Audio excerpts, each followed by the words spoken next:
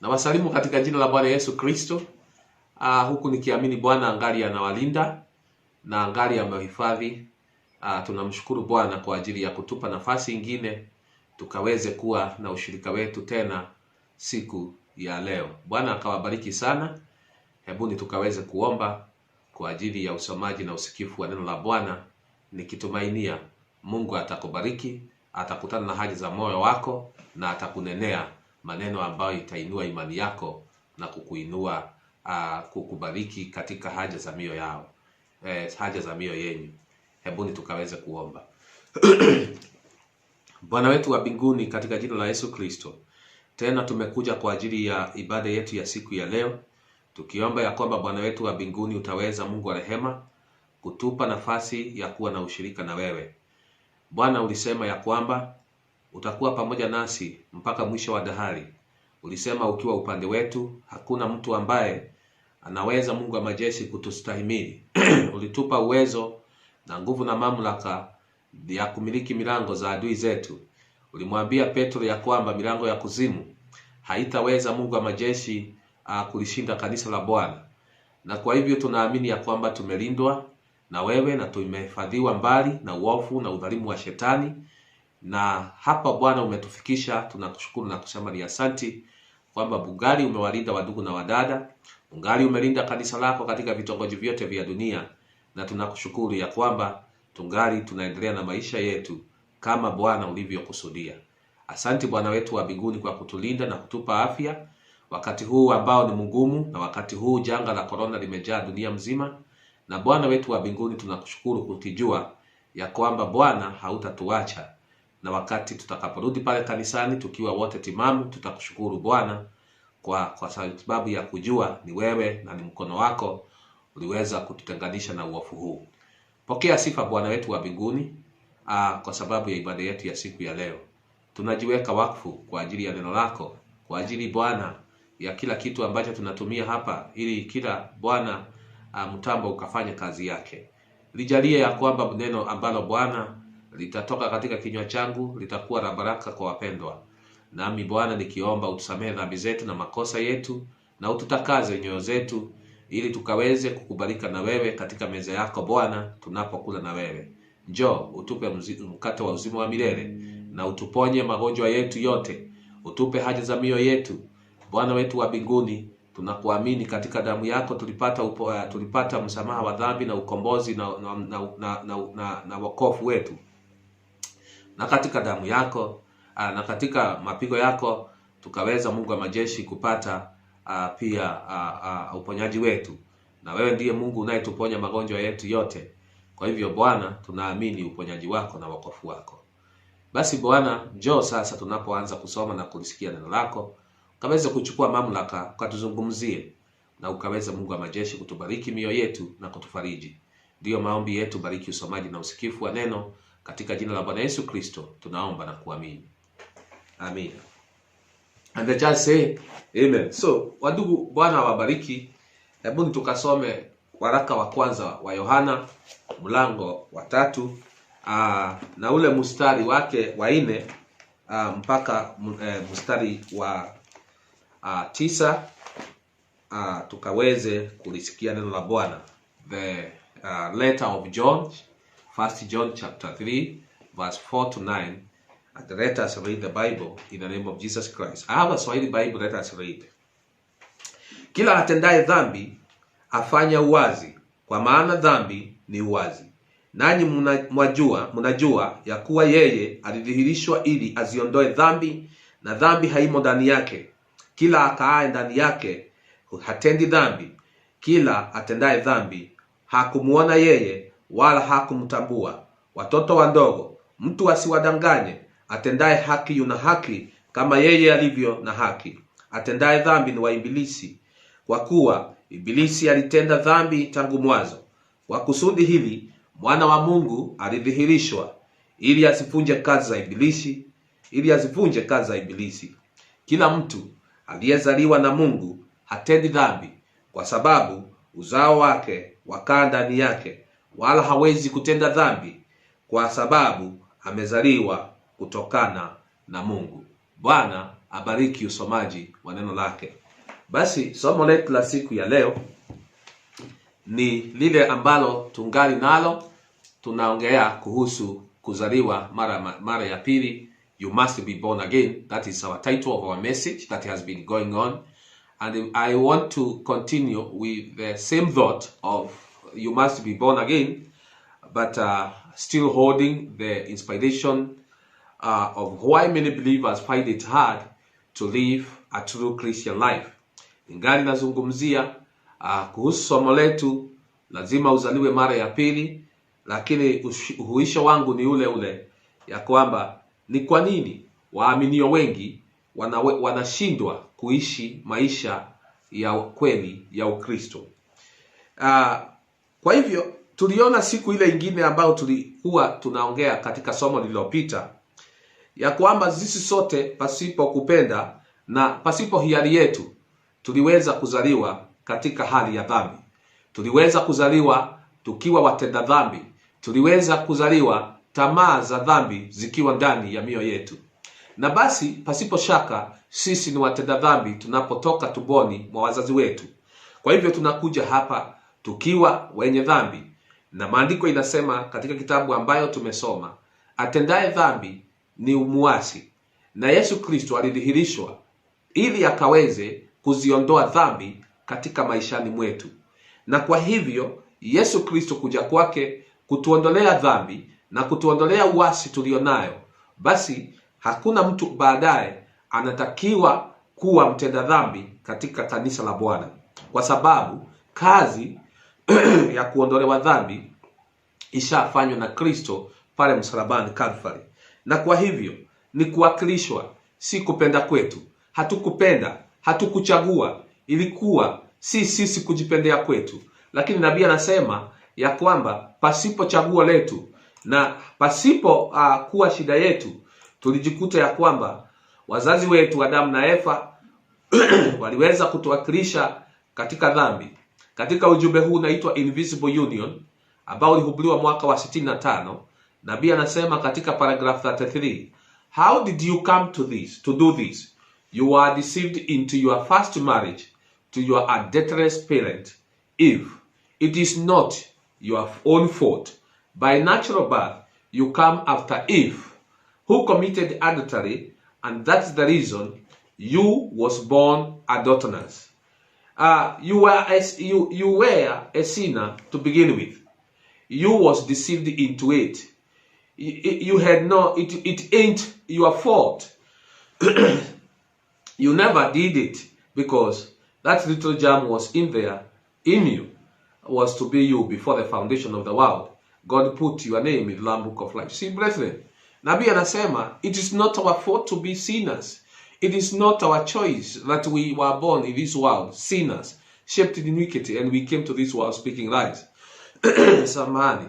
Nabii anasema it is not our own fault, but by representation, by our first parents Adam and Eve, we come after Eve and we come after their fallen nature.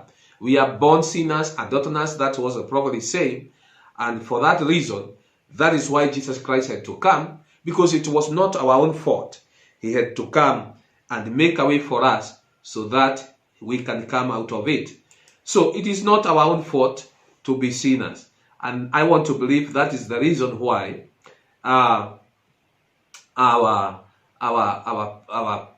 first parent, that is the reason why Jesus Christ had to come and try to deliver us from this. The prophet is saying that it is by representation. It is not by our own fault. The prophet is the message that is called condemnation by representation. Paragraph 6, condemnation by representation. He is saying, hybriding, say, I'm not responsible because Eve did that. Eve did do it. She represented us all. Adam represented us, Judah, as sinners. And we are sinners. He represented our fallen human nature to take us away from the word of God, hybriding it. See, brethren, ya kwamba si kupenda kwetu kuzaliwa na asili ya dhambi, bali wazazi wetu Adamu na Eva waliweza kuanguka na wakatuwakilisha katika kuzaliwa katika asili ya dhambi. Na kwa sababu hiyo walituondoa katika neno la Bwana kwa sababu ya kulizalisha neno la Mungu. Na kwa hivyo ndivyo tunavyojikuta ya kwamba tuliweza kufanya nini? Kujikuta katika dhambi. Lakini maandiko inatuambia sababu ya kuwa katika dhambi ndio ya kwamba Yesu Kristo aliweza kudhihirishwa ili akaweze kutuondoa katika dhambi. Kwa hivyo kuja kwa Yesu Kristo na kufa pale msalabani Kalvari ilikuwa ni njia ya kutuondoa katika dhambi. Ilikuwa ni njia ya kutuondoa katika uasi. Ilikuwa ni njia ya kutuondoa katika hali ya mauti. Lakini unaona maandiko inasema aliyezaliwa na Mungu hatendi dhambi, kwa sababu mbegu ya Mungu ingali inakaa ndani yake. Kwa hivyo njia ambayo Yesu Kristo alileta kupitia kwa njia ya msalaba na kufa pale msalabani Kalvari ni kwa njia ya kuzaliwa mara ya pili, kwa sababu tuliona mwanzo tulipozaliwa hapa mara ya kwanza kupitia kwa mwili na tamaa ya mwili na kupitia ngono tulizaliwa makosa, na kwa hivyo inahitajika tuzaliwe mara ya pili. Ndiposa Yesu Kristo akamwambia Nikodema, hauna budi kuzaliwa mara ya pili ili ukaweze kuona na kuingia ufalme wa mbinguni. Na kwa hivyo tunaona ikiwa tutaweza kuondokea katika dhambi, lazima tuzaliwe mara ya pili. Sababu maandiko inasema tunapozaliwa mara ya pili basi hatutendi dhambi. Ndio unaona ninahubiri kuhusu kwa nini waaminio wanalemewa kuishi maisha ya Ukristo. Kwa sababu tutaongea baadaye, baada ya somo hili, maisha ya Ukristo ni maisha ya jinsi gani. Lakini unaona, kwa sababu ya kuzaliwa katika asili ya dhambi, na wandugu wamekuja makanisani na basi wanahitaji kuzaliwa ili waondokee dhambi, kwa sababu lazima tukaweze kuondokea dhambi ili tukaweze kufanya nini? Ili tukaweze kuishi maisha ya Ukristo. Basi kwa sababu ya wengi wetu kukosa kuzaliwa mara ya pili, basi wengi wetu hawawezi kujisaidia, hawana ule uwezo wa kushinda dhambi katika miili yao. Kwa sababu gani? Kwa sababu asili ya dhambi ingali imewateka. Wangali ni mateka wa dhambi hata kama wamekuja kanisani. Na ni vizuri wamekuja makanisani, kwa sababu hapo ndipo Roho wa Mungu yuko, na maandiko inasema mahali Roho wa Mungu yuko, hapo ndipo watu wanawekwa huru. Basi tunaona ya kwamba isipokuwa mwanadamu azaliwe mara ya pili, hana ule uwezo wa kuishi kama Mkristo, hana uwezo wa kuishi kama mwaminio, hana ule uwezo wa kuishi kama mwabudio wa kweli, hana ule uwezo wa kuishi kama kanisa la Mungu, hana ule uwezo wa kuishi maisha ambayo inatakiwa bibi harusi wa Yesu Kristo akaishi, kwa sababu angali ni mtenda dhambi na asili ya dhambi amezaliwa nayo. Na kubatizwa katika maji, kutubu na kubatizwa kunaleta msamaha. Maandiko inasema utubuni mubatizwe katika jina la Yesu Kristo ili muondolewe dhambi. Kwa hivyo mtu anapobatizwa anaondolewa dhambi zake zile ambazo amezitenda. Lakini hiyo haiondoi asili ya dhambi. Asili ya dhambi inaondolewa na kuzaliwa mara ya pili, sio kubatizwa katika maji.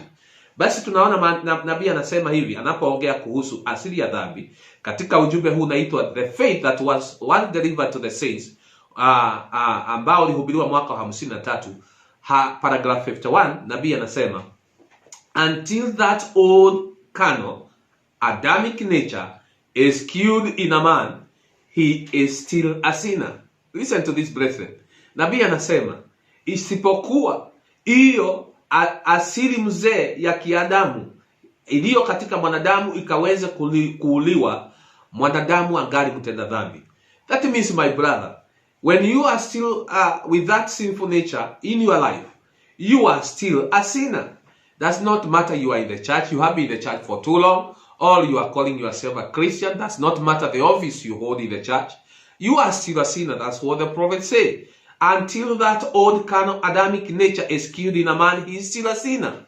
The prophet said he might go to the church so often, he might put his name on the book. As long as those things are in him, he is still out of line with God. See, my brethren. And that is this has been our problem, that because of harboring that sinful nature in our life, when we are still members of our churches, then we cannot be able in this sinful nature to be able to live a true Christian, because we are still sinners.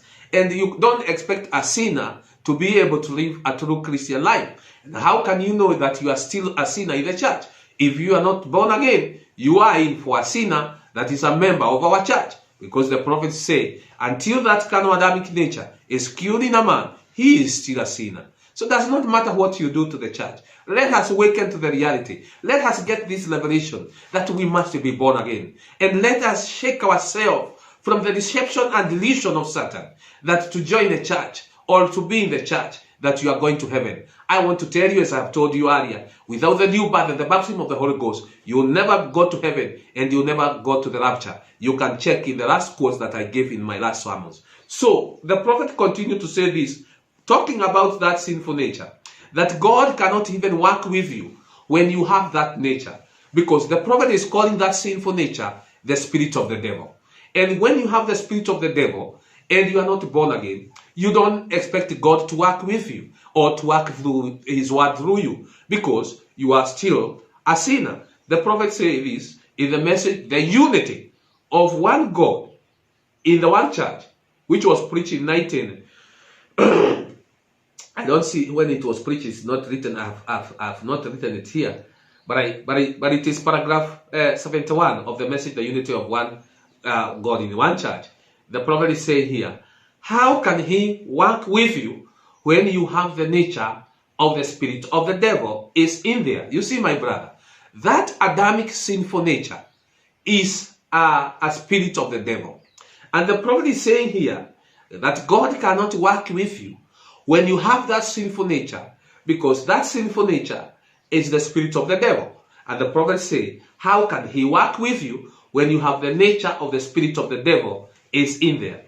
And every man born on earth is born in sin, shaped in iniquity, and come to the world speaking lies. That's right. In that kind of Adamic nature, how can a man achieve anything only by through his intellectual? But when he comes to a new creature, and the old man has passed out, and the new man, Christ, take his throne in the human heart, then life looks different. Then he starts on a new road from his own selfish motives till the big ideas to make himself something big. He starts right towards Calvary to recognize God, and then all his objective, his motive, his achievement, and all that he is raised in the glory of the cross, where Christ paid the price for human life. Christ is our life. See, brethren, the prophet is saying here that when that Adamic nature is killed by the new birth, for it is only through the new birth, that sinful nature, that Adamic nature, that spirit of the devil the prophet is talking here, when that spirit is killed, when that nature is killed, then it is the only time when you are born again, then you can be able to be a new creature.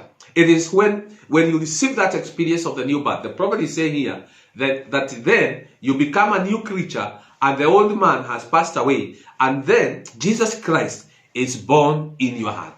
That means the new birth, the experience of the new birth, is the thing that brings Christ in our heart. It is not joining to the church. It's not joining the church. It is not belonging to some of our churches. It is not actually doing religious duties. No, but what actually brings Christ in our soul is through experience of the new birth. That's what the prophet say here. But when he comes to be a new creature, and the old man has passed out, and the new man, Christ, take his throne in human heart, then his life look different. So the only time you can have a change in your life, your life can change and be able to go together with the word. The prophet said in the message, a man learning from the presence of the word or from the Lord, that you must be able to cope and cooperate with the word of God. That means the only time a man can be able to cope and cooperate with the word of God is when the old sinful nature has died through the process of the new birth. And a new man, a new nature, which is the nature of Christ. That's what the prophet said. A new man is born, which is Christ, which we call the new nature, which is the divine nature of Jesus Christ. Because after Jesus Christ come in your heart, then you expect God to be in your heart by laying those 7 virtues, which is the divine nature of Christ, and that is what happened in your life when you receive Christ in your soul. And that prophet is saying here, then life look different, and then you start a new road from your own selfish motives and big ideas to make yourself something big. You start your life towards Calvary to recognize God. And all your objective and your achievement and your motive, the prophet say here, is for the glory and the honor of the Lord. See, it is actually the experience of the new birth. Unaona, ni kuzaliwa mara ya pili kunafanya mtu awe na kubadilika kwa maisha yake. Nabii anasema mawazo yako na nia yako inabadilika. Unaanza kutembea katika njia ya Kalvari. Unaanza kumtambua Mungu wakati unazaliwa mara ya pili. Your objective, your motives and your attitude and your achievement, the prophet is saying, is all for the glory and honor of the Lord. So you see, it is only when a person is born again, or when a person receives a change of his nature, which is a new birth, it is the only time he can be able to live a true Christian life. And the beauty is that God has made a way for us. But the prophet is saying that by the death of our Lord Jesus Christ, then we are able to have what? We are able to have a way. Jesus made a way by his own blood. Jesus made a way by his own blood. And that is why, because God has made a way for us to be able to receive a new nature. And that is why he was telling Nicodemus he must be born again, so that he can be able to enter to the kingdom of God and see the kingdom of God. That means the prophet is right when he tells us without the new birth, we cannot go to heaven. We will never be in the rapture. And the prophet is telling us that because God has made a way, God, Jesus Christ, has never hold you responsible for being a sinner. Wacha nirudie hiyo ndio usikie vizuri. Mungu, kwa sababu alijua ya kwamba sio kupenda kwako kuwa mtenda dhambi, bali ni kuwakilishwa pasipo kupenda kwako, ndio sababu alikuja akatulipia gharama ya dhambi zetu msalabani Calvary, na kupitia kwa damu yake akatutengenezea njia, ndugu wapendwa. Na kwa hivyo Mungu kupitia kwa damu yake ametuwekea njia ya kuzaliwa mara ya pili na kujazwa Roho Mtakatifu, ili tuwe Wakristo wa kweli wanao uwezo wa kuishi maisha ya kikweli ya Kikristo. Lakini unaona, hiyo njia ambayo Mungu ametuwekea kwa sababu anajua sisi ni watenda dhambi pasipo hiari yetu, bali kwa kuwakilishwa. Sasa nabii anasema Mungu hakufanyi wajibikie kwa ajili wewe ni mtenda, ama God does not hold you responsible for you are a sinner. No, God can hold you responsible because he has made a way for you to come out of sin. But if you reject that way, that is what God holds you responsible for, and your judgment will be based on rejecting the way that God has provided for escape. You reject that way, God will ask you, why did you reject the way that I provided? I provided my blood that you can be able to receive the new birth and the baptism of the Holy Ghost. And the prophet is saying, the Bible here is saying, ya kwamba kwa ajili ya dhambi Yesu Kristo alikuja ili asiondoe dhambi katika maishani mwetu, atuondolee uasi wa dhambi. Na kwa hivyo kama amekuja na alikuja miaka 2000 iliyopita, basi ni kusema ametengenezea sisi njia ya kuondokea dhambi. Basi kwa sababu hiyo hatutakiwi kuishi katika dhambi. We don't have any excuse to remain in sin when we are still Christian and when we are still in our churches, because there is a way that God has made for us. And if God has made a way for us, why don't you walk in that way and save yourself? The prophet is the message that is called condemnation by representation, which was preached in 1960. In paragraph 20, he said, you say, Brother Branham, why should God hold me responsible? Because one man represented me. Then I die because that man sinned. And then I am a sinner by representation. That's right. You are a sinner by representation. Nabii anasema hapa, ati mtu anaweza uliza, ndugu Branham, kwa nini Mungu akaweze kunifanya kuwajibikia dhambi ambayo mimi mwanzo sikutenda, na nife na mimi sikutenda dhambi, bali ni kuakilishwa, niliakilishwa. Nabii anasema ni kweli wewe ni mtenda dhambi kwa kuakilishwa. That's what the prophet is saying. Why should I die? Because one man represented me, and then I die because that man sinned. Then I'm a sinner by representation. The prophet is saying you are a sinner by representation. God does not hold you being a sinner. He don't hold you responsible because you lie or because you steal and do the things that you do. He doesn't hold you responsible for being a sinner. He holds you responsible because you don't help yourself. There is a way made for you. You reject that way that God laid down. That is what God condemns you for. There is a way of escape. See, brethren, the prophet is saying God does not hold you responsible for being a sinner, but God can only hold you responsible because you don't help yourself. He has made a way for you, and then you don't need to remain to be a sinner, because there is a way God has made, there is a way God has provided for you to come out of your sinful nature. So, and God does not hold you responsible for being a sinner. God, the prophet is saying God does not hold you responsible because you steal, you lie, you gabble, you fornicate, you commit adultery, you smoke, you drink, you do all these filthy things of the flesh. God does not hold you responsible for that. God does not hold you responsible because you are a sinner. The prophet is saying God has made a way for you to come out of it. And if you reject that way, that is why God is holding you responsible, for he has made a way for you to help yourself. And you reject that way, then God must judge you, and he must condemn you for rejecting God provided way, the new birth and the baptism of the Holy Ghost. So, and then there comes the question, why then should you want to remain to be a sinner in our church? Why would you want to meet God being a sinner when he has laid a way for us to come out of this sinful nature? Why? God has given us an opportunity to come out of sin and be saints and be the bride of Jesus Christ. Be a true Christian. Be a true church. Be a true worshiper. Be a true believer. Be a true bride of Jesus Christ that is going to the rapture.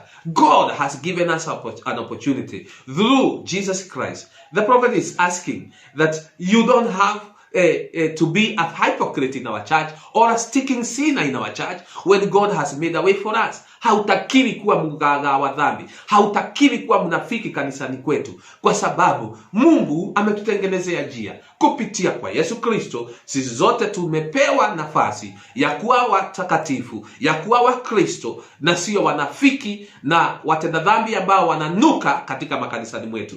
Katika ujumbe ambao unaitwa The Unwelcomed Christ, which was preached in 1955, paragraph 288, the prophet is saying, oh, you Pharisee, being going to the church all these times and supposed to be a Christian. You know a Pharisee is an actor. The prophet says that. A Pharisee is holy pretenders who are worse than murderers. And the prophet is saying, oh, you Pharisees, you have been going to the church all this time and you are supposed to be a Christian. He knows that you, and he knows that you are. He knows what you are. Don't you worry. He knows who you are. He knows what is on the inside of you. You are ashamed to come to the altar after belonging to the church so long. But he knows you. He knows that what is on the inside of you. See? The prophet is saying, don't be a hypocrite. Don't be a Pharisee coming to our churches for too long. And God knows what you are. God knows what you are. God knows what is in your inside. God knows the kind of the person you are. The prophet is saying that. And the prophet is asking a question. You are just ashamed to come on the altar and actually receive a change in your life. But you come to the altar and you are ashamed and you know that God knows what is inside of you. And the prophet is saying here, but he knows you. He knows what is on the inside of you. Yeah? See, the prophet said, she stopped, she said, I just can't do it. I just can't do it. What would he say about a woman like me? What would he say? But there, they are invited. They invited him, and it is my opportunity. See, the prophet continued to say here, oh, you don't realize what an opportunity you got. You got an opportunity today, friends, to be filled with the Holy Ghost. Oh, what an opportunity that Jesus Christ has brought to us by making a way for us through the new birth and the baptism of the Holy Ghost. Then we have an opportunity to come out of our sinful nature and be true Christian, and we have an opportunity, the prophet is saying here, to be baptized by the baptism of the Holy Ghost. The prophet is saying, you got an opportunity today to be a saint of God. Oh, listen to that, my brother. Can you say amen? What a good news that we have in the message, that we have got an opportunity to be filled with the baptism of the Holy Ghost. The prophet is saying, we have also another opportunity to be saints of God. You don't have to be a stinking sinner.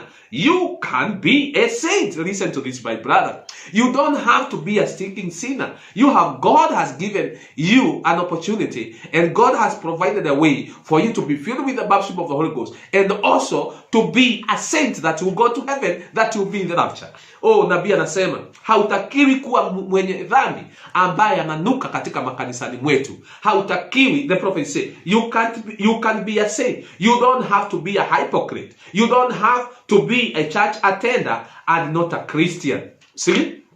Nabii anasema ya kwamba hautakiwi tu kuwa mtenda dhambi ambaye ananuka. Hautakiwi kuwa mnafiki. Hautakiwi tu mtu wa kuhudhuria kanisa lakini sio Mkristo. Nabii anasema basi sisi tuko na hiyo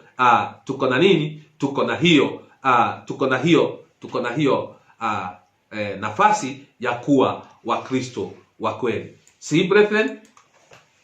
So, my brothers, my sister, it is good that we believe God and His word, because this is the true word of God, and by the revelation that we have is that we have a way for us to be able to make it to heaven, to be able to come out of sin, and to be able to be true Christian, to be the bride of Jesus Christ, because God Himself has provided a way for us.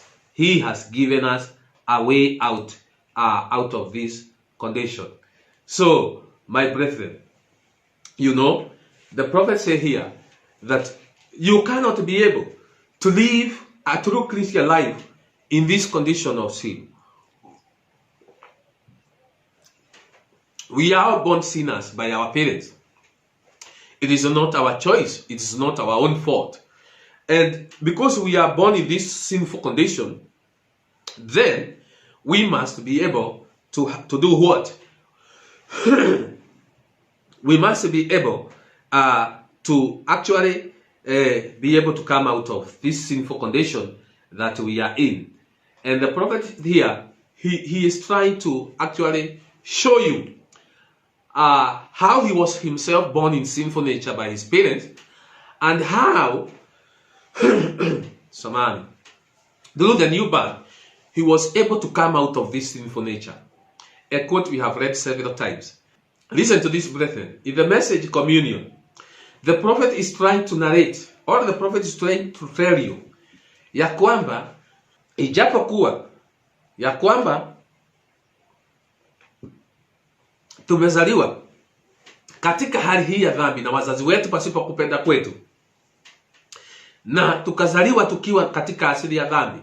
Ikiwa wazazi wako walikuwa wauaji, waweza kuwa muuaji. Ikiwa wazazi wako walikuwa walevi, waweza kuwa mlevi. Ikiwa wazazi wako walikuwa ni waongo, waweza kuwa muongo pia. Ikiwa wazazi wako walikuwa makahaba, waweza kuwa mkahaba ama msherati. Ikiwa wazazi wako walikuwa ni watu ambao ni wapiganaji na ni watukanaji, unaweza kuwa katika hali hiyo. Kwa sababu gani? Kwa sababu umezaliwa katika dhambi. Lakini angalia, tunaonyeshwa vyema hapa na nabii wetu ya kwamba kuna njia ya kuondokea asili ya dhambi. Na sasa nabii yeye mwenyewe anapeana ushuhuda wa maisha yake mwenyewe, jinsi alivyozaliwa katika dhambi na jinsi ambavyo alitoka katika dhambi hiyo. Na anasema hivi katika ujumbe unaitwa Communion, ambayo ulihubiriwa 1965 paragraph 44. Anasema, like in the book here and the spot there we was talking about the two books being one, the book of life. The first book of the life coming up was when you were born. That was your natural birth.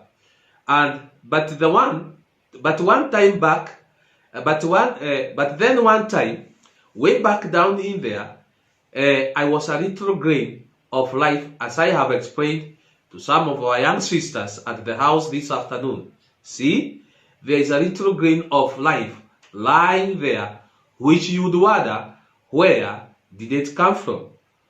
What these strange things? I was saying this talking of myself, like I was going to say, like you was going to say, William Branham. Well, 40 years ago, the William Branham, this and the same one tonight, somebody back there would say, were very, he was a rascal, because I was born of Charles and Ella Branham, and in their nature, I was a sinner. See, brethren, nabii anasema ya kwamba ni kama vile nilikuwa naongea kuhusu vitabu vile mbili kikiwa kitabu kimoja.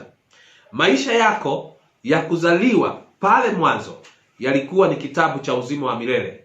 Lakini nabii anasema, unaona pale ndani ya moyo wako kulikuwa na chembe ya uhai ambayo pengine unaweza kuuliza ilitoka wapi? Na mambo haya mageni yametoka wapi? Nabii anasema, kama vile mtu anaweza kuongea kuhusu mimi na kusema, huyu ndugu Branham ambaye mnamuona hapa na huyu mmoja, siku ya leo mtu hapa anaweza kusema yeye miaka 40 iliyopita alikuwa ni mkora. Nabii anasema, ndio, yaweza kuwa nilikuwa mkora kwa sababu nalizaliwa na Charles and Ella Branham, and in their nature I was a sinner. Nabii anasema kwa sababu alizaliwa na wazazi wawili, Charles and Ella Branham, na katika asili yao walikuwa wenye dhambi, basi na yeye alizaliwa akiwa mtenda dhambi. Unaona? But down in there, so the prophet said, I come to the world a liar, and the habits of the world light in me. Nabii anasema, nalikuja katika ulimwengu mimi nakiwa mrongo, na tabia zote za kiulimwengu zilikuwa ndani yangu. But down there too was another nature present. Predestinated was in there by God in the same body. Two natures in there. Nabii anasema, lakini ndani yangu, ijapokuwa nilikuwa na asili ya dhambi, na nilizaliwa na asili ya dhambi na wazazi wangu, lakini ndani yangu pia kulikuwa na asili ingine ambayo ilikuwa imekusudiwa pale ndani yangu na Mungu. I only catered at one as I grew as a baby. That first thing you know, I became a liar. I became everything else that's a sinner, because I raised up that way. But down in there was a little speck of life all the time. I'll talk about the two natures in one man or in one soul. Some time to come, I'll explain that. But you better know, every predestinated believer or any person that was in God and was chosen and was elected and was predestinated to adoption of sons of God and to eternal life, and your name was put in Lamb Book of Life, you come here in this world with two natures, because you come being a germ that was manifested in flesh from your parents, and in that germ of life which came from your father, you inherit all the life, all the nature and the habits of your parents. That is what the prophet is saying. Because of Charles and Ella Branham, he was a sinner because he came from them. But you see, because we are born with a germ of life in our soul, that germ also carries a nature of God. That is the germ with the divine nature of God. And every predestinated believer has two natures. But non-predestinated, they don't have two germs. They have only a germ of their parents, but they don't have a germ of God in their soul. Because if they would have that germ, then they are in for predestination.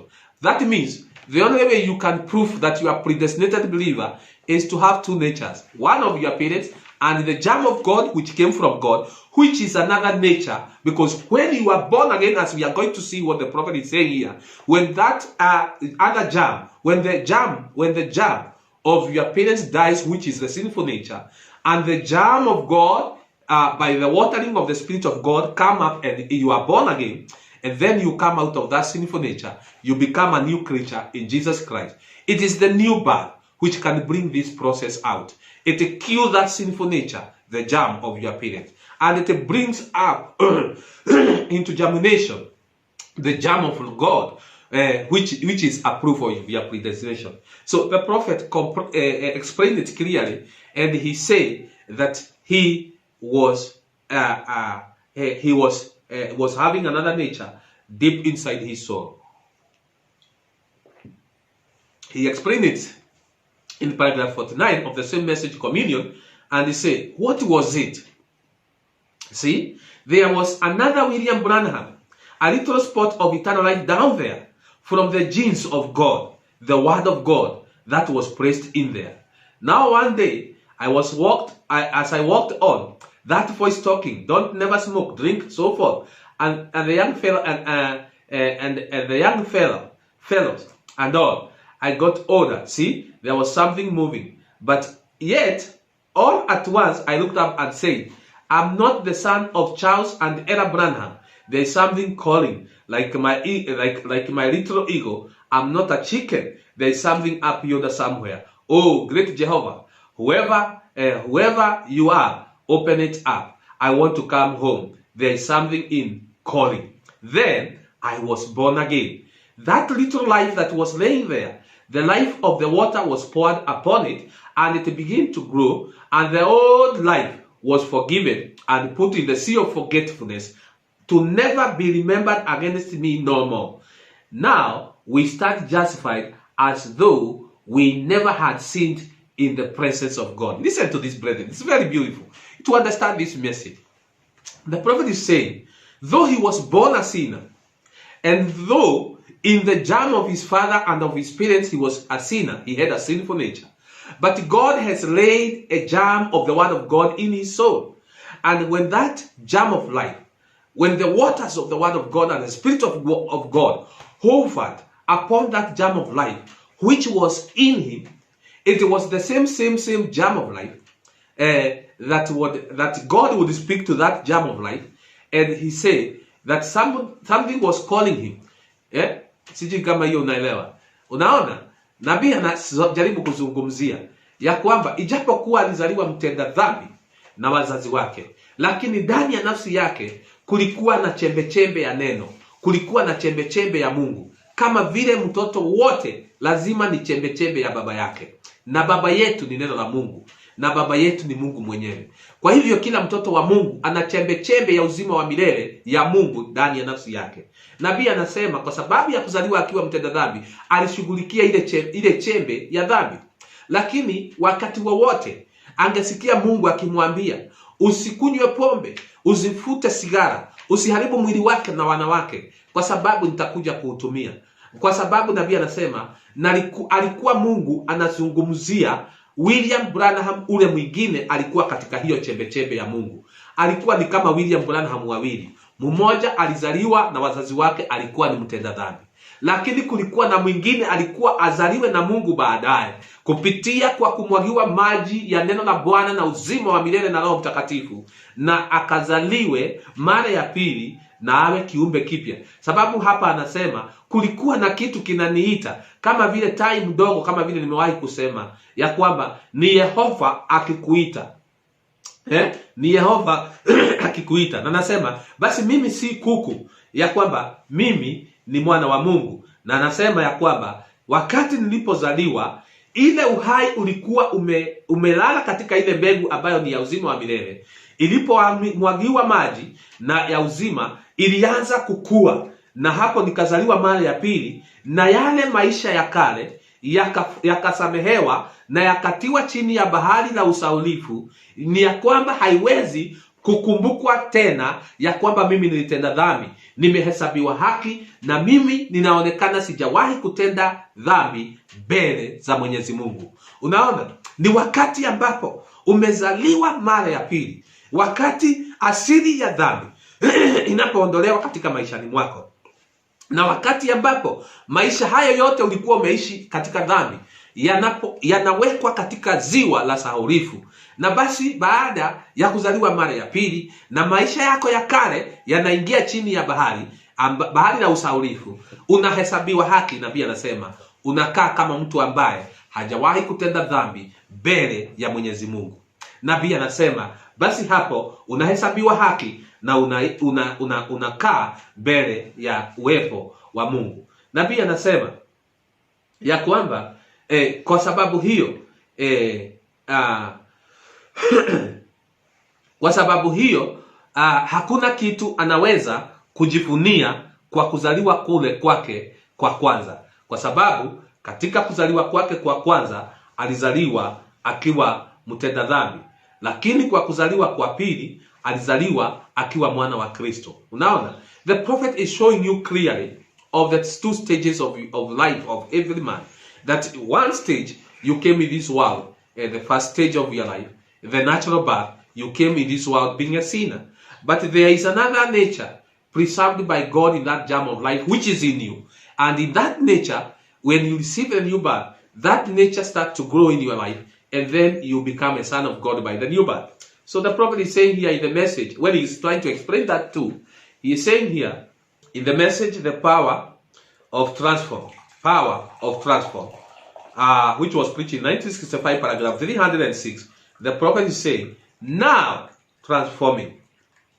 He can transform us through his word. That we can rest because we are part of it. And now there are many things. In talking about my natural birth, there are many things in my natural birth that I cannot brag on. I tell you, ain't got nothing to brag on. Unaona, na Biblia anasema ya kwamba Mungu anaweza kutubadilisha kupitia kwa neno lake. Tunaweza kupumzika kwa hiyo, kwa sababu sisi ni sehemu ya hiyo. Nabii anasema katika mambo mingi sina mambo ambayo naweza kujifunia katika kuzaliwa kwangu kwa kwanza. Nabii anasema nakwambia jameni, hakuna kitu cha kujivunia katika kuzaliwa kwangu kwa kwanza. My mother was a sinner to begin with, and my father was a sinner, and they come out of a bunch of cutthroats and gunfighters, and most of them died with their boots on, drunks and bootleggers and everything else out of Kentucky. My mother half Indian. I've got nothing on. I have nothing to brag on. I can't brag on my family tree. Unaona?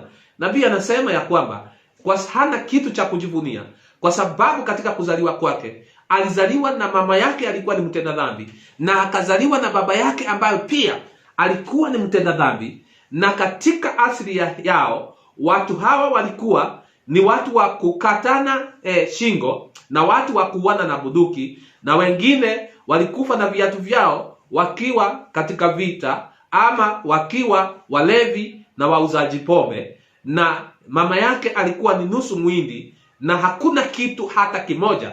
Nabii anasema anaweza kujivunia katika mti wa familia yao ambaye alitoka ndani yake. So unaona, we are all born sinners by our parents. But I want to tell you, we have a new parent that is called our Lord Jesus Christ. And by his word, he can give you a new nature. And the prophet is saying here, talking about the same in the message, power of transformation. The one we have read is power of transformation, yeah? And now we are reading the same message, power of transformation, paragraph 308. He said here, but glory to God, there is one thing I can brag on my second birth, which is now the new birth. You understand that?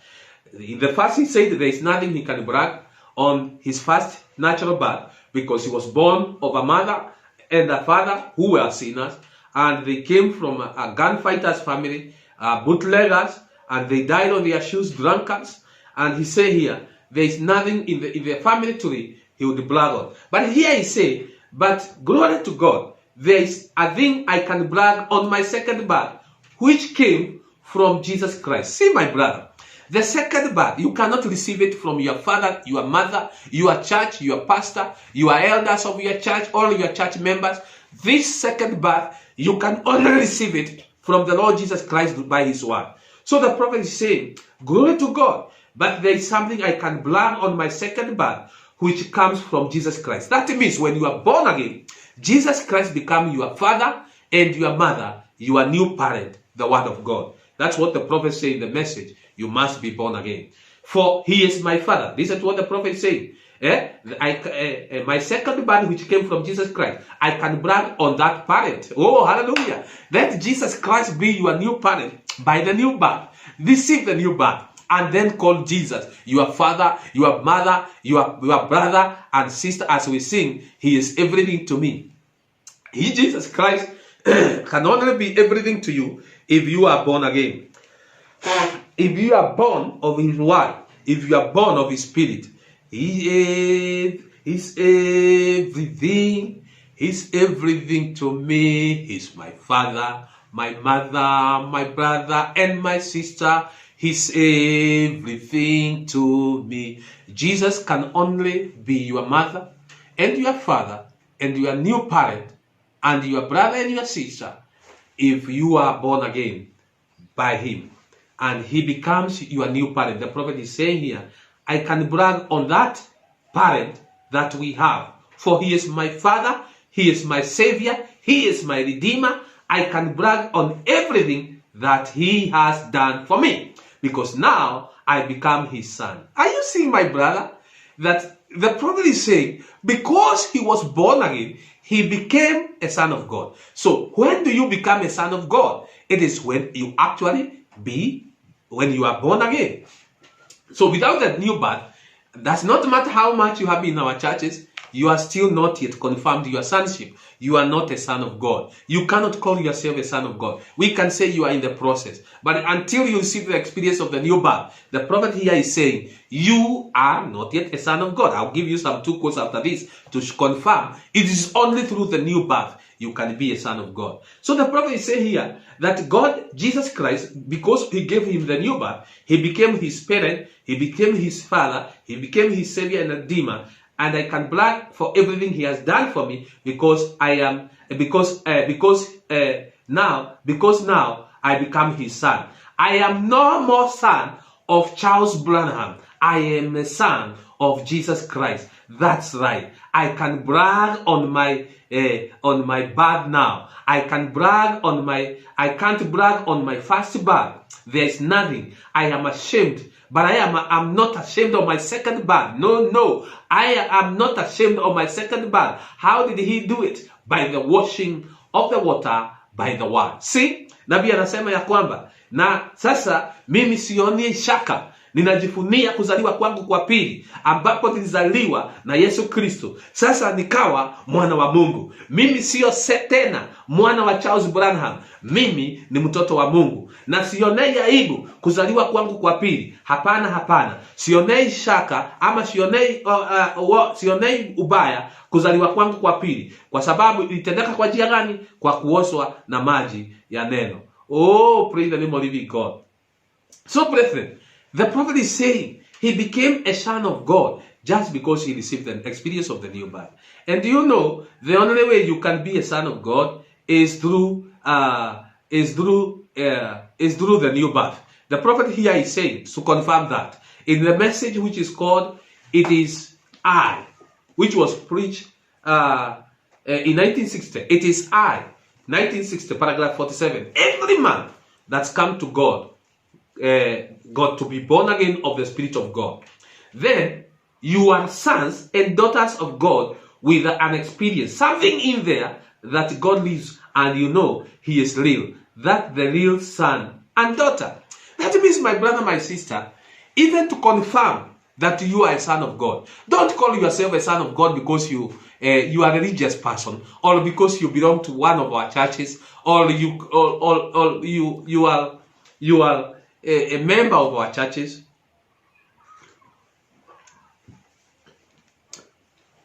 That's not the way you can confirm your sonship. No.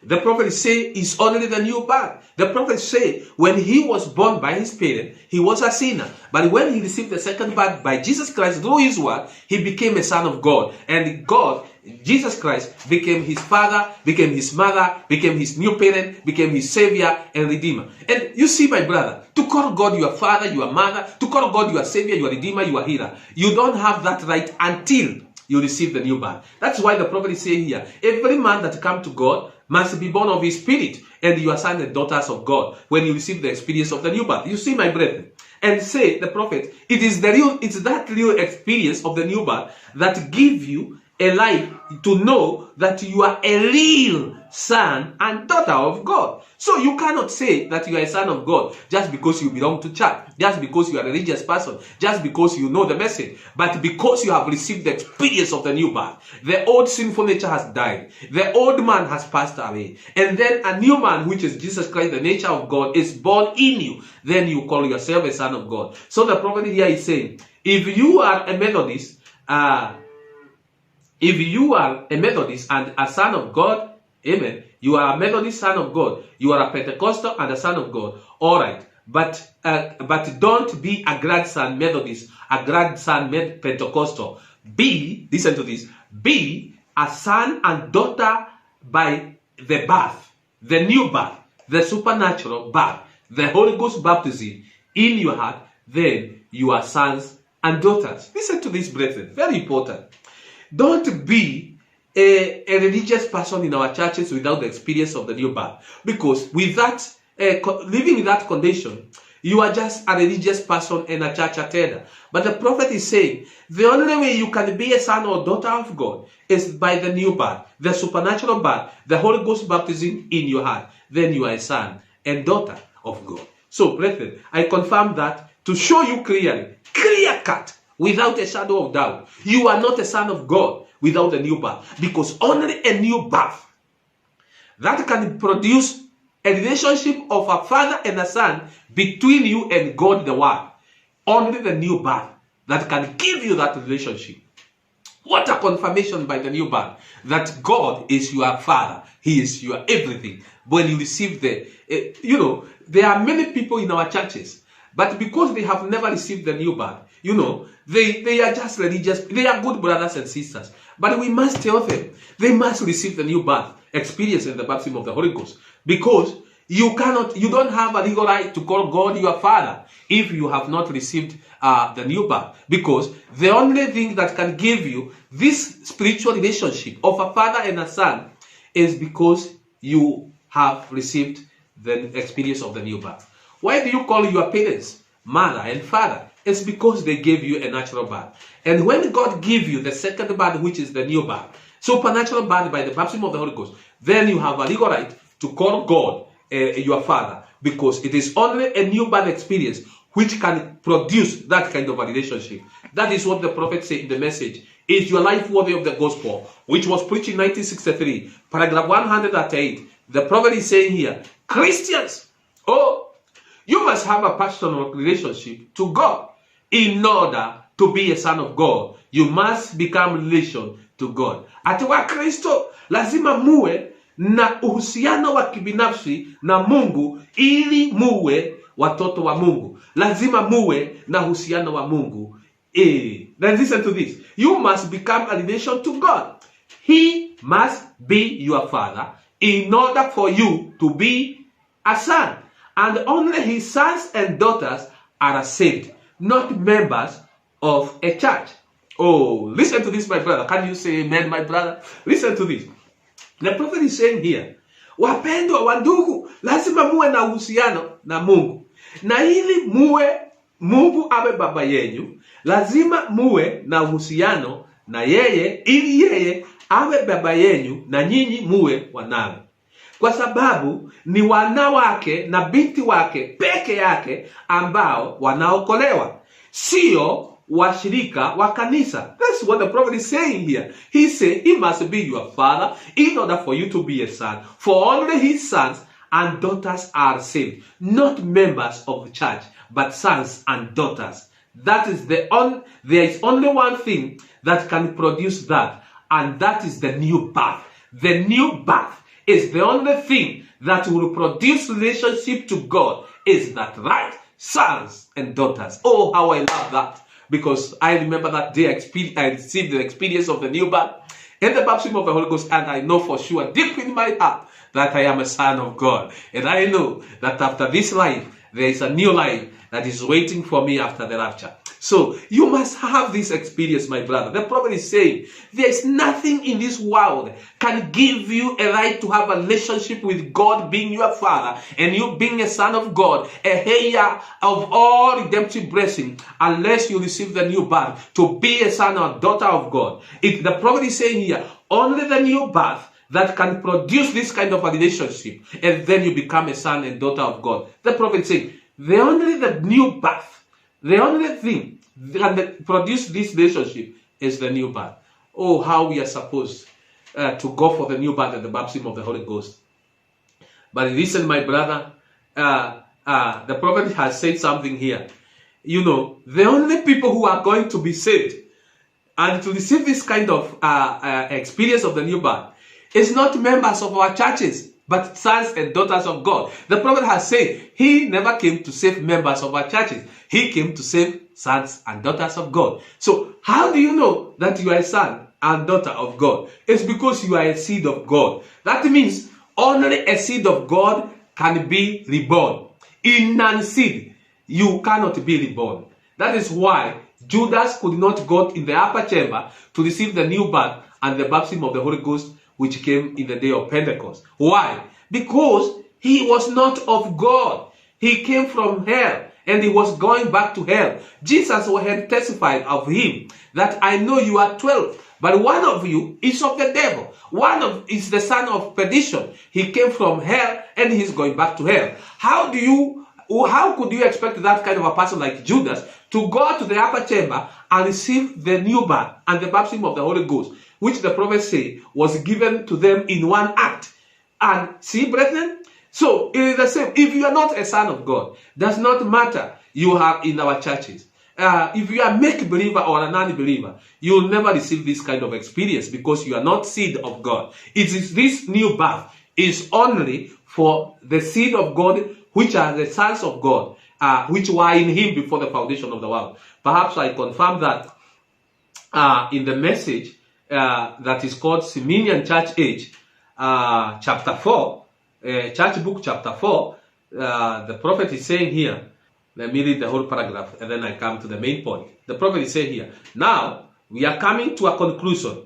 As the eternal Logos, God, was manifest in the Son, and in Jesus dwelt in the fullness of Godhead bodily, and that eternal one was the Father manifest in flesh, and thereby gained the title Son. Even so, hata sisi, even so, we eternal in his thought, in our turn become many membered, spoken word seed, manifest in flesh. Unaona? Biblia inasema ya kwamba hata sisi tulikuwa katika mawazo yake kabla ya kuwekwa misingi ya dunia, tukafanyika washirika wengi wa mbegu za neno la Mungu lilionenwa, zikiwa zimedhihirishwa katika nini? Katika mwili. You know, every man and every woman that is on earth was once a seed, a germ of life in his father. That means a dwelling place of any human being first is in his father, in her father. Why? Because our fathers are our dwelling place before we are born in flesh. That is why Moses in the book of Psalms would say, God, before you laid the mountains and the valleys, you were our dwelling place before the creation of the world. True. That if you, and that's what the prophet is saying here, that kwa sababu tulikuwa ndani ya mawazo yake, tulifanyika washirika wa neno lake, wa mbegu ya neno lake. Sasa ni kudhihirishwa, tumedhihirishwa katika mwili. Now, na nabii anasema hivi, and those eternal that now manifest in flesh are the sons of God, even as we are so called. We did not become a seed by rebirth. We were a seed, and therefore we were reborn, for only the elect can be reborn. See, brethren, ni wale tu walikuwa ndani ya Mungu, ambao ni mbegu za Mungu na ni wana wa Mungu. Na nabii anasema hatukuwa mbegu za Mungu kwa sababu tumezaliwa mara ya pili. Hapana, tunazaliwa kwa sababu hata kabla ya kuzaliwa tulikuwa tu ni mbegu za Mungu. And therefore we are reborn, for only the elect can be reborn. Because we were seed is the reason now we could be quickened In unseen, there is nothing to quicken. Hold this carefully in your mind. Now, take the next step. Redeem means to buy back, to restore the original owner. To restore to the original owner.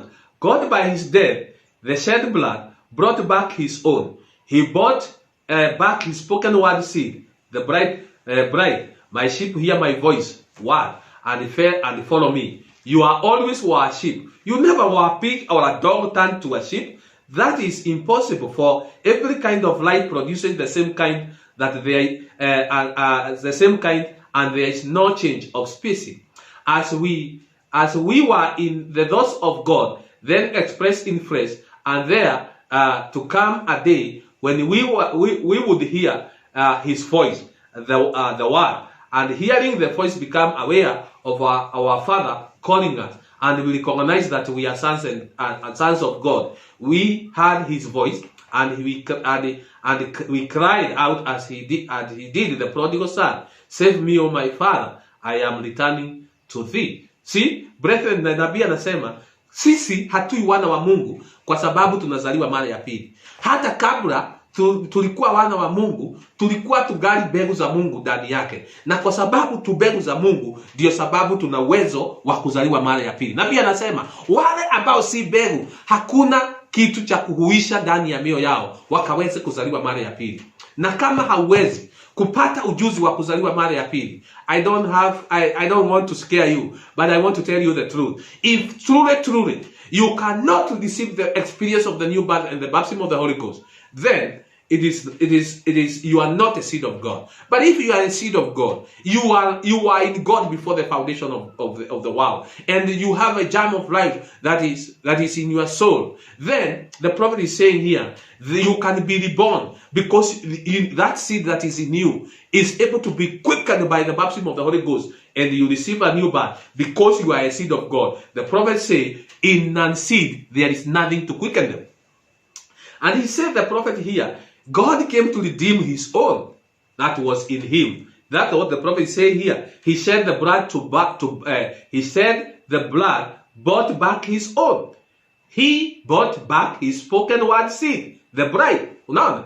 Anasema ya kwamba alimwaga damu ili akaweze kununua bibi harusi wake, ambaye alikuwa ni mbegu ya neno lake lililokuwa limenenwa. Bibi harusi wake ambaye ni kondoo wake, ambaye anasikia sauti yake, na sauti yake ni neno. Unaona, wewe ulikuwa ni mwanakondoo. Nabii anasema haukuwa mbwa ukageuzwa ukawa mwanakondoo, kwa sababu kulingana na asili ya Mungu, kila mbegu inazaa aina yake, na hakuna kubadilisha asili ya kila mbegu. So nabii hapa anasema tulikuwa ndani ya Mungu, na sasa tumedhihirishwa katika mwili, na siku moja tukasikia sauti ya Mungu Baba akituita, na katika neno lake tukasikia Baba wetu akituita, na tukaweza kusikia Baba yetu akituita. Hapo ndipo tumetabua ya kwamba sisi ni binti na wana wa Mungu, na tukalilia Mungu kama yule mwana mpotevu, Baba tunakuja kwako, kwa sababu tumesikia neno la Mungu. Wandugu na wadada, hautakiwi kuwa mshirika wa kanisa wakati ambapo haujazaliwa.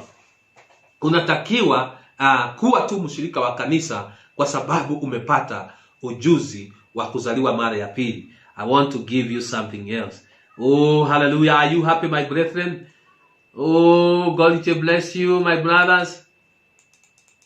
The prophet is saying only sons and daughters of God are born again. Praise the name of living God.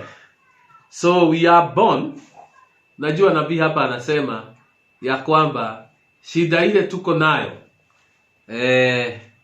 katika makanisani mwetu ni kwa sababu tulileta waaminio katika makanisani mwetu, na tukawafanya washirika wa makanisa mwetu, na wakaridhika kuwa washirika wa makanisa yetu.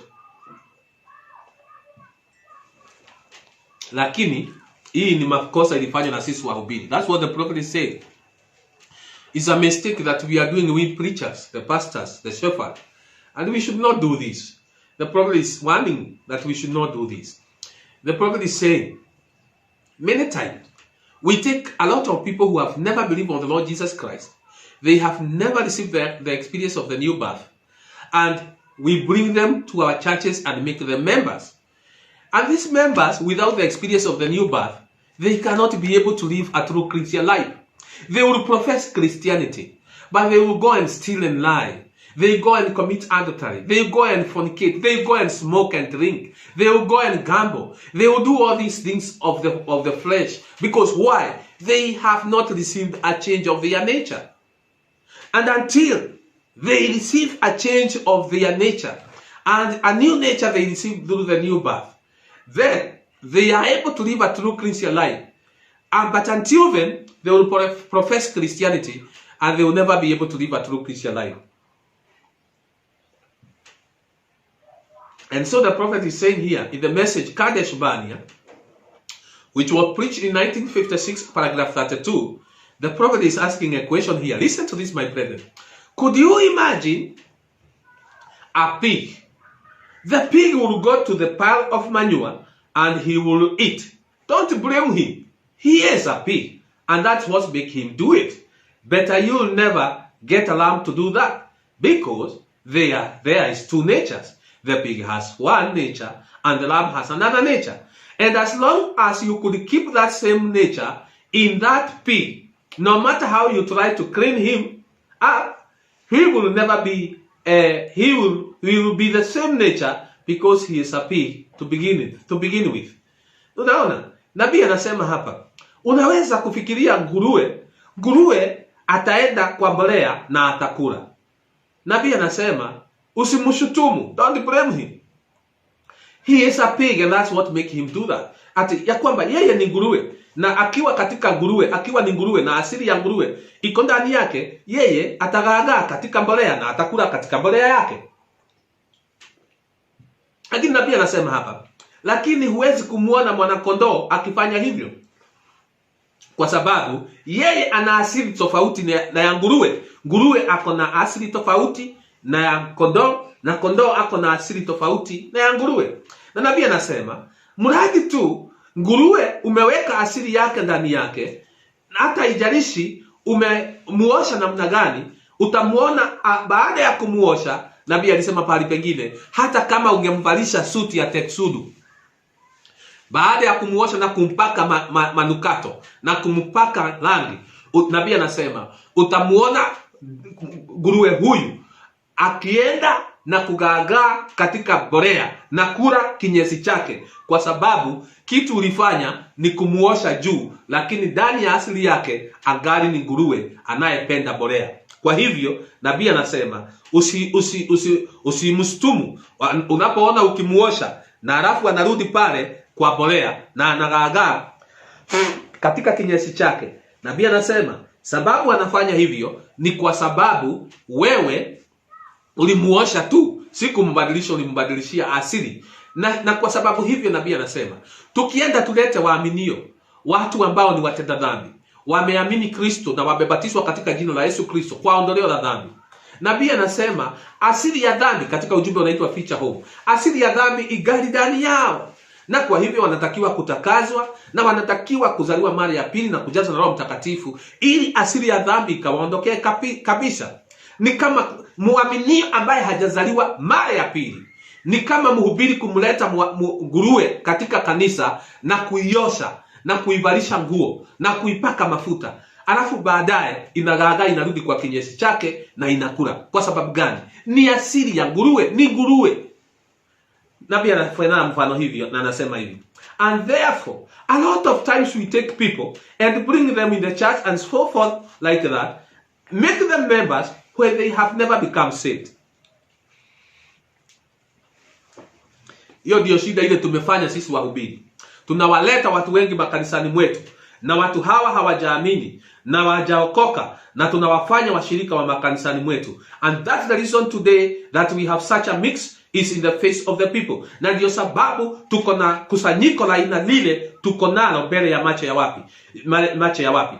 They don't know which way to turn. See, these people professing Christianity are not different than the world. Ati hawajui njia gani watafidukia. Tunaona watu ambao wanadai ni wa Kristo na hawana tofauti na ulimwengu. It's because a person has never a person has never come in contact or never been born again, ni kwa sababu mtu huyu hajawahi kukutana na Kristo ama hajawahi kuzaliwa mara ya pili. Never accepted the Lord Jesus, never believed on him that they might be you see, watu hawa ambao hawajazaliwa mara ya pili, kitu wamefanya, hawajawahi kukutana na Kristo, hawajawahi kuzaliwa mara ya pili, hawajawahi kumkubali Kristo, hawajawahi kumwamini. Naona the prophet say they might have been worked up. Wanaweza kuwa wamefanyiwa kazi kidogo. They might have danced. Wanaweza kuwa wamecheza cheza. They might have shouted. They might have spoken in tongues. Wanaweza kuwa wamepiga nduru na wameongea kwa ndimi. They might have done all these things but never come to the person of Jesus Christ. Wameweza kuwa wamefanya mambo haya yote lakini hawajawahi kuja kwa mtu ambaye ni Yesu Kristo and actually be born again in their heart, and these things die out and their nature is changed and a new person is born. You see brethren, hawajawahi kuamini, hawajawahi kumwamini Kristo, hawajawahi kumkubali, hawajawahi kuzaliwa mara ya pili, hawajawahi kukutana na huyu Kristo azaliwe ndani ya maisha ya nafsi zao na mioyo yao, na asili ya dhambi ikawaondokee, mambo haya yakakufe, na mtu mpya ambaye ni Kristo akazaliwe ndani ya mioyo yao. Ikiwa hawa ndio watu ambao watasalia makanisani mwetu, na waambia hatuna washirika wa mbinguni bali ni washirika wa kuzimu, kwa sababu Mungu hawezi kubadilisha neno lake, kama vile nilivyokuambia Jumapili. Yesu alisema mwanadamu isipokuwa azaliwe mara ya pili na awezi kuona na kuingia katika ufalme wa mbinguni. Na hivi lazima tuambie waaminio ya kwamba pasipo ujuzi wa kuzaliwa mara ya pili, haijalishi umekaa kanisani miaka mingi, ukiwa katika asili ya dhambi utaenda kuzimu. Haijalishi utazikwa na kanisa, haijalishi maziko ya aina gani utapewa, haijalishi utashikwa na maaskofu na wahubiri wote, lakini nakuambia ya kwamba kifo hakimbadilishi mtu. Nabii anasema hivyo, death does not change a person. You die a sinner, in the resurrection you will wake up a sinner. You die a saint, in the resurrection you will be resurrected as a saint. So death does not change you. So it is good at this time, at this juncture of time, that you are alive and you are healthy. It is good that you go for the new birth. It is good that you go and seek this new birth. Go to the person of Jesus Christ, the prophet is saying. Have a contact with him. Meet the Lord Jesus Christ. Tell him you are still a sinner. Tell him the Adamic nature is still in you. And tell him you want to live a new life. And tell him you need a change in your life. He is so faithful. That is the reason why he died on the cross. That is the price is already paid for you to be able to receive the new birth, a change of a nature and the baptism of the Holy Ghost. Oh, can you say amen? God bless you, my brother, my sister. So, what can we say, my brethren? Nasikia kama nimesema yote, kwa sababu nabii anasema ikiwa watu hawa hawataweza kuzaliwa mara ya pili, basi shida ile tutakuwa nayo makanisani mwetu ni watu ambao wanaiga Ukristo. Ikiwa ya kwamba watu hawa watazaliwa mara ya pili, basi kitu tutakuwa nayo kanisani, kwa sababu hawawezi kuishi maisha ya Ukristo. Ni kama nguruwe. Ukimwambia aishi kama kondoo, hawezi. Kwa sababu asili ya nguruwe ingali ndani yake, na asili ya kondoo ni asili ya mwenye kuzaliwa mara ya pili. Unaona? Na basi nabii anasema ikiwa watu hawa ndio tutaweka makanisani mwetu, haijalishi kanisa letu ni kubwa namna gani, haijalishi umati wetu wa kanisa ni mwingi namna gani, haijalishi pesa fungu la 10 na sadaka ambayo wanaleta kanisani, hawa watu ikiwa mhubiri wao hajazaliwa mara ya pili, hajajazwa na Roho Mtakatifu, na kundi analolihubiria hawajajazwa na Roho Mtakatifu, hawajazaliwa mara ya pili, na kuambia hili kundi lote kutoka mibarani kwenda kiti cha chini wataenda kuzimu. Kwa sababu kitu nabii anasema watu hawa hawajapokea uzima wa milele, na tutapokea uzima wa milele wakati asili ya dhambi inapokufa na Kristo asili mpya anazaliwa ndani yetu. It sounds like rude, but it's good to tell you the truth. So the prophet is saying, if this are the kind of the members that we have in our churches, we will have people that always put a face or impersonate Christianity. But they are not Christian yet. See, brethren, they are not Christian yet. You are only a Christian by the new birth. We will see that next week. And if we have members in our churches, and these are kind of the members that we have in our churches, people who have never received experience of the new birth, then we have a people that you always impersonate a Christianity, but they cannot be able to live a true Christian life. And now you can see the necessity of my preaching, why many believers find it hard to live a true Christian life. Because without the new birth, they will try to manufacture. They will try to actually impersonate Christianity. The prophet said this in the message impersonation of Christianity, which was preached in 1957, paragraph 7. He said, so many people try to put a Christian face or a Christian front on Sunday. And on Monday, you should see the kind of face they got on. But now, that is impersonation that is impersonation. They are nothing in the world in my book but hypocrites. You see? Oh, wandugu na wadada. Unaona vile nabii anasema? Nabii anasema ya kwamba watu hawa katika hali hiyo, katika asili hiyo ya dhambi, wakiwa katika hali hiyo, hawajazaliwa mara ya pili, watakuwa tu waigaji wa Ukristo. Watakuwa waigaji wa Ukristo. Kwa sababu wanatia sura ya Wakristo siku ya Jumapili. Nabii anasema watu hawa kwa sababu ya kukosa kuzaliwa mara ya pili, wataiga sura ya Ukristo siku ya Jumapili. Nabii anasema Monday, Tuesday, Wednesday to Saturday, ungekuja uone ile sura wanakuwa nayo. Ni wezi, ni wanyang'anyi, ni walevi, ni kila kitu ya ulimwengu. Kwa sababu gani? Kwa sababu hawajazaliwa mara ya pili. Na kwa hivyo nabii anasema katika kitabu chake hawa ni wanafiki tupu, kwa sababu ni watu ambao wanajaribu kuiga kile ambacho si hao. Ni Farisayo. Wafarisayo ni wanafiki. They are actors. They are pretending that they are Christian, and they are not. You are not a Christian without a new birth. It is the new birth. The person of Jesus Christ is born in your life, and then you become a Christian. Without that, you are not a Christian. What you are trying to do and what you have been trying to do and what you have been doing all the time, you have been in our churches with the experience that you have, is to impersonate Christianity. And if you cannot move from that condition and receive the experience of the new birth, do you know what the prophet says what you are doing? You are living in delusion of Satan. Because God made a way for you to receive the new birth, the baptism of the Holy Ghost, become a true son of God, and come out of sin. You have read the Bible. The Bible says in the book of John, 1 John chapter 3, the reason why Jesus was manifested in flesh is to come and destroy the work of the devil, destroy sin that we were born in. And now there is a way made for us. And you don't want to take God provided way and come out of your sinful nature, and you are still there satisfied to be a member of our church.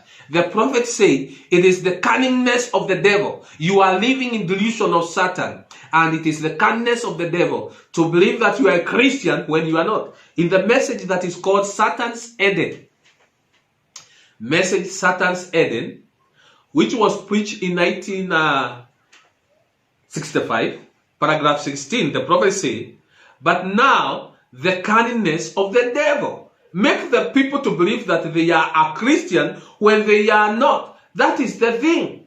Yeah? You don't have to seal. It is more cunning day than it would be when you had to seal your life away with your testimony. The devil has set every cunning trap that he can. He is a deceiver. And Jesus told us in Matthew 24 how this day will be that we are living in. The most deceitful day that ever lived. So close that it will deceive the elect of God if it was possible for him to deceive. You see, unaona ati ni ni ujanja wa shetani wa mtu kuamini pasipo kuzaliwa mara ya pili ya kwamba yeye ni Mkristo. Ni udanganyifu wa shetani ambao uko katika siku ya leo, siku ile ambayo nabii anasema shetani ameweka kila mtego katika kila mahali. Nabii anasema yeye ni mdanganyifu, shetani ni mdanganyifu. Katika Mathayo 24 Yesu Kristo alisema ya kwamba yeye itakuwa siku ya udanganyifu mkubwa ambao tunaishi, kwa sababu kama ingewezekana shetani angewadanganya wateule, kama ingewezekana awadanganye. Unaona? Kwa hivyo ni watu ambao wamedanganyika katika makanisani mwetu ya kwamba watu hawa ni Wakristo na si Wakristo. Wamedanganyika ni Wakristo na si Wakristo. Na kwa sababu wamedanganyika ni Wakristo, wamekuja makanisani mwetu na pasipo kuzaliwa mara ya pili wanadai ya kwamba ni Wakristo. These people are living in delusion of Satan, to think that they are born again when they are not born again. They are living in delusion of Satan. That's what the prophet is saying here in this message, Satan's Eden. God will bless you. So the prophet is saying, what will happen with these people is that these people will always try to impersonate Christianity. They will always try to impersonate Christianity because they cannot be able, without the experience of the new birth, be able to live a true Christian life. But remember, the prophet is saying in the message, Lamb and a Dove, which was preached in 1960, paragraph 10, that if they are not born again, then what do you expect for them to do in our churches? And when they are required to live a true Christian life, they will try to produce or to manufacture. They will try to manufacture Christianity. And you know, we are not called to try to manufacture and impersonate Christianity. We are called to be Christian. If you are born again and you have received a new nature, and the nature of Jesus Christ is born in your life, you are just like a sheep. And the nature of a sheep just flow in your life. You see? And when you are born again, the nature of Christianity just flow freely in your life like the rivers of life. The prophet say in this message, the Lamb and the Dove, which was preached in 1960, he say here, paragraph 10, you know, a sheep is a very sensitive and odd animal. And you know, a sheep was never asked to manufacture wool. He was asked to bear wool because he is a sheep. And as long as he is a sheep, he will bear wool because that is his nature. And it is so with the Christian church. They were never asked to manufacture fruits. They were asked to bear fruits. Unaona? Ati kondoo ni mnyama tofauti sana. Kwa sababu mwanakondoo yeye hatengenezi manyoya. Yeye anatoa tu kwa njia rahisi kwa kumea manyoya, kwa sababu yeye ni mwanakondoo. Na wakati wote yeye ni mwanakondoo atamea manyoya, kwa sababu hiyo ndio asili yake ya kumea manyoya. Nabii anasema, na ndivyo ilivyo na Wakristo. Wakristo hawakuambiwa wakaende kutengeneza matunda ya Ukristo ama matunda ya Roho Mtakatifu. We are asked to bear. The prophet said, Galatians 5 said, the fruit of the Spirit is love, joy, faith, peace, long-suffering, meekness, and gentleness, patience. These are not manufactured. They are products that come from the inside out. The outside life we live proves that on the inside. Now, we have tried to manufacture this, to manufacture the fruits of the Spirit, and they always turn out hypocrisy. Unaona? Ati Wakristo nao hawakuambiwa wakatengeneze matunda ya Roho Mtakatifu ama matunda ya Ukristo. Wagalatia 5 inatuambia ya kwamba tunda la Roho ni upendo, ni furaha, ni imani, ni amani, ni uvumilivu, ni gentleness, it's meekness, na ni uvumilivu. The prophet say here, these are not manufactured. Hii si ya kutengenezwa. Hii Mkristo haulizwi akajitengenezee. They are the product that come from the inside out. Ni matunda yanayotoka ndani kutoka na nje. Kwa sababu gani? Kwa sababu maisha yetu ya nje inadhihirisha kile ambacho kiko ndani. Na wakati tunapojaribu kujitengenezea matunda haya ya Roho Mtakatifu, nabii anasema hatukui kitu kingine bali tunakuwa wanafiki. But we turn out hypocrisy, because you cannot manufacture Christianity. It is an experience by the Spirit that lives in you and bear the fruit of itself. You cannot manufacture it.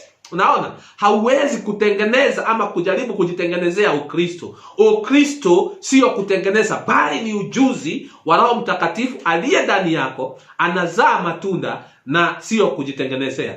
We have tried to educate it and dominate it. When we do, when we do, we turn out hypocrisy and failure. It is not to be that way.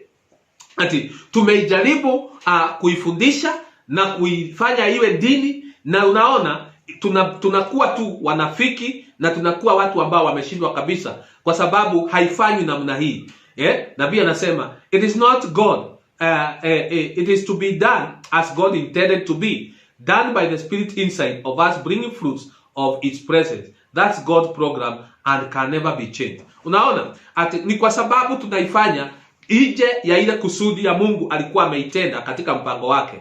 Mungu hakuwa ameifanya ikuwe namna hivyo, na tuwezi kubadilisha mpango wa Mungu. Nabii anapopeana mfano huyo anaendelea kusema hivi katika ujumbe unaitwa The Stature of a Perfect Man, which was preached in 1962 paragraph 88. Anasema it is like a sycamore trying to manufacture apples. It couldn't do it. See, although it's a tree, but it cannot manufacture apples. Nabii anasema ni kama mti wa sycamore ukijaribu kutoa apples. Haiwezekani, kwa sababu ijapokuwa mti wa sycamore ni mti kama wa apples, lakini sycamore cannot bring forth apples. It's like a mule trying to manufacture wool, trying to be like a sheep. He is a mule. Ni kama nyumbu akijaribu kutoa manyoya, na yeye ni nyumbu. Yeye si kondoo, yeye ni nyumbu. He can't manufacture a wool. He can't do it. A wool is a gift of a sheep, not a mule. Unaona? Anajaribu kujitengenezea manyoya, na hawezi kwa sababu yeye ni nyumbu.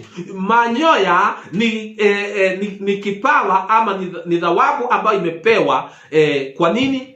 Kwa kondoo, sio kwa nyumbu. He might try to act like a sheep, but he is still a mule. Yeye anaweza kujaribu kujifanya kama mwanakondoo, lakini angali tu ni nyumbu. Waaminio wengi ni nyumbu. Kama hujazaliwa mara ya pili, wewe ni nyumbu. Zaliwa mara ya pili, uwe mwanakondoo. Kwa sababu wewe ukiwa unajaribu kuishi kama Mkristo na wewe ugali mtenda dhambi, ni kama nyumbu akijaribu kujifanya mwanakondoo na kutoa manyoya. Haiwezekani, yeye angali ni nyumbu, hawezi kuwa mwanakondoo. The prophet say, well, I can eat like a sheep, I can do this like a sheep. And no matter what you can do, you have got to be a sheep in order to have wool. Ate huyu nyumbu anaweza kusema mimi naweza kula kama mwanakondoo, naweza kufanya hivi kama mwanakondoo. Haijalishi ni mambo gani utafanya, lakini wakati wowote ambao wewe si mwanakondoo, hauwezi kuleta manyoya. Na nabii hivi anajaribu kutafsiria, wakati wowote ambao haujafanyika Mkristo, basi hauwezi kufanya nini? Kuleta mazao ama maisha ya Ukristo. Hauwezi kuwa Mkristo. Nabii anasema in paragraph 90 of the same message, anasema, let me stop here a minute. The sheep doesn't manufacture wool. He has a wool because he is a sheep. Wacha nisimame hapa kidogo. Mwanakondoo hatengenezi manyoya. Kwa sababu gani? Yeye ako na manyoya kwa sababu yeye ni mwanakondoo. And a lot of people try to say, well, I try to get good, I try to do this. Ati na watu wengi hujaribu kusema, sasa mimi nitakuwa mtu mzuri, nitajaribu ni kufanya hivi. Don't manufacture nothing. No, you can't do it. A sheep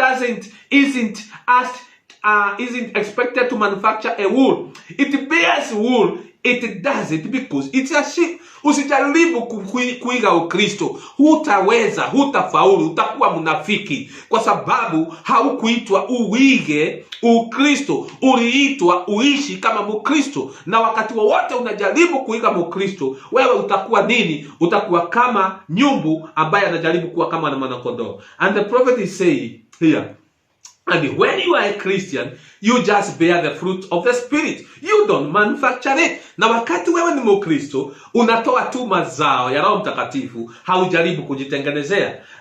You don't try to make it up. You don't try to make yourself something that you are not, just because that you are supposed to be. You just become what you are supposed to be. And then it takes care of itself. Ati wewe haujaribu kujitengeneza ile kitu wewe sio. Wewe unaachilia tu na unakuwa ile kitu ambaye unatakiwa kuwa, na hiyo ingine inajishughulikia. You have heard people say, well, I have joined a church. I really ought to quit this line. They are trying to manufacture something again. Now, you can't do it. Ati umewahi kusikia watu wakisema, mimi nimejiunga na kanisa na sasa nitaacha kudanganya. Wao wanajaribu kutengeneza kitu na hawawezi. There is no need of you trying to. No more than a mule can make himself a wool, can make himself have a wool. He cannot do it. Ati wewe usijaribu kujitengenezea kitu. Ni kama vile nyumbu hawezi kujitengenezea manyoya. Hawezi. Paragraph 94, the prophet said, well now, that is the way it is, trying to manufacture Christianity. Ati hivyo ndivyo ilivyo kwa mtu anapojaribu kujitengenezea Ukristo pasipokuwa Mkristo. You cannot do it, the prophet said. You cannot do it. The first thing you have to do, you got to do, is to be born again. Hallelujah. Can you say amen? Listen to this, my brother. The first thing that you have to do in order to be a Christian and be able to live a true Christian life, the prophet is now telling you, after telling you all this parable and explaining this, he is now telling you the new thing that you should do. The first thing you have to do is you have got to be born again. You have got to be changed. See? And when you are changed, you become a new creation. And now you are getting right. Now, you don't have to worry about the feathers. They will take care of itself when you are born again. Yes, sir. Na pia nasema, ati kitu unatakiwa kufanya ni kuzaliwa mara ya pili na ubadilishwe. Unapokuwa kiumbe kipya, sasa unaelekea vizuri. Na pia nasema, usijali na manyoya. Manyoya unapozaliwa mara ya pili yatajishughulikia mradi umezaliwa mara ya pili. Ndio Bwana, like I've always said, you take a hog and scrub him. You take a hog and scrub him up and put a texela suit on him, or a texudo suit leather on him, and turn him out there. He go out on the mud hole and wallow, because you see, it wouldn't do any good. He is a hog, and that is his nature. Wallowing is his nature. You have got to change his nature, and the rest of it will take care of itself. Pia anasema, ni kama vile nimesema mara nyingi, chukua nguruwe, umuoshe, na akaweza kumvalisha suti ya kauda. Na baada ya kuweza kumuosha na kumvalisha suti, utaona anagagaa na kurudi katika kinyezi chake, katika borea. Kwa sababu gani? Hiyo ndio asili ya nguruwe. Yeye hujambadilisha asili yake. Kama ungembadilisha asili yake, mambo mengine yote yangemshughulikia. Lakini atarudi kwa nguruwe kwa sababu asili ya nguruwe ikali iko ndani yake. 96 Abraham said here of the same message. Now notice, you must be born again. That is change. That's got to be a change. Nasa unaona, lazima uzaliwe mara ya pili. Na hiyo ni kubadilishwa. Lazima kuwe na kubadilishwa ndani yako. Anasambia anasema, then you will say, Brother Branham, I know this certain woman over here. She never do anything wrong. She is a good woman. Ati, kama asili ya mtu haijabadilishwa, basi unaweza kusema, ndugu Branham, unamuona huyu mwanamke hapa ni mwanamke mzuri. Hawezi kufanya kitu kibaya. Yeye ni mwanamke mzuri. Is such a man, he is a good man. Unaona huyu mwanaume fulani hapa ni mwanaume mzuri. He never does anything. Haujafanya kitu. You know he doesn't harm anybody. Hata unajua hawezi kudhuru mtu yeyote. He doesn't mean one thing. That doesn't mean one thing. He might make a good neighbor, but if he is not a Christian until he is born again. Oh, hallelujah. Can you say amen? Ate unaona huyu mtu mwanamke huyu ni mzuri, anaweza kudhuru mtu, na pia anasema hakuna kitu unasema, anaweza kuwa jirani mzuri, lakini kama hajazaliwa mara ya pili, yeye si Mkristo mpaka azaliwe mara ya pili. Nabii anasema paragraph 98-99. Jesus said, except a man be born again, he said genealogy, that he cannot even see the kingdom. Now, that means see, it means to understand. You see, brethren, the reason why many people in our churches for too long, yet they don't understand understand this message of the kingdom of God? It's because they are not born again. For see, it is to understand. And when you are not born again, you cannot even understand the scriptures. You cannot understand the mystery of the kingdom of God in this message. The prophet said, look at anything, say, I don't see it. You mean you don't understand. Ate unaangalia kitu na unasema, mimi sioni. Kwa maneno mengine unasema, mimi sielewi. Oh, wandugu na wadada, basi inatubidi tuzaliwe mara ya pili. Kama tunataka nini? Kama tunataka kuwa binti na wana wa Mungu ambao wako na uhakika wa kwenda katika unyakuzi. Mungu akawabariki sana wandugu na wadada. Napomalizia nawaambia basi lazima tukaweze kuzaliwa mara ya pili. Hatutakiwi kuiga Ukristo. Nabii anasema Mungu ametupa nafasi kuliko kuwa watenda dhambi ambao wananuka makanisani mwetu, lakini Mungu anatupa nafasi ya kuwa watakatifu, ya kuwa wakristiano wa kweli ambao wataenda mbinguni. Kwa hivyo ndugu dada, kama vile nabii ametuwashauri, hakuna haja ya kuwa mnafiki kanisani mwetu. Hakuna haja ya kuwa mnafiki aliyo kanisani kwetu na mwenye dhambi ambaye ananuka kwa ajili ya dhambi zako. Nabii anasema Mungu ametupa nafasi tukawe waaminio wa kweli, tukawa watakatifu wa kweli, tukawa bibi harusi wa kweli, tukawa wakristo wa kweli, tukawa waaminio wa kweli, tukawa waabudio wa kweli, tukawa bibi harusi ambaye ataenda katika unyakuzi. Nataka kuamini ya kwamba ndugu dada, Mungu akusaidie sana upate kuzaliwa mara ya pili na kuzaliwa na Roho Mtakatifu, kwa sababu pasipokuwa na Roho Mtakatifu na kuambia hauwezi kwenda mbinguni. Pasipo kuzaliwa mara ya pili. Let me give those two quotes. My brother. I want to confirm to you as I finish my message today that without the new birth and without the baptism of the Holy Ghost, you are not that church that is going to heaven and that is going to the rapture. The prophet said this in the message 5, identification of the true church of the living God. In this message, the prophet says in paragraph 169, I want you to listen to this. Now, can we get into the church without being in the church? You can't be in the church until you are born again. Nabii anasema, je, twaweza kuwa katika kanisa ama kwenda mbinguni pasipokuwa katika kanisa? Nabii anasema, hauwi katika kanisa mpaka usaliwe mara ya pili. You can't go to heaven until you are born again. If you are born again, you are in the church. And so you can't go to heaven until you are a member of this church. And you can't be a member until you are born into it. Oh, hallelujah.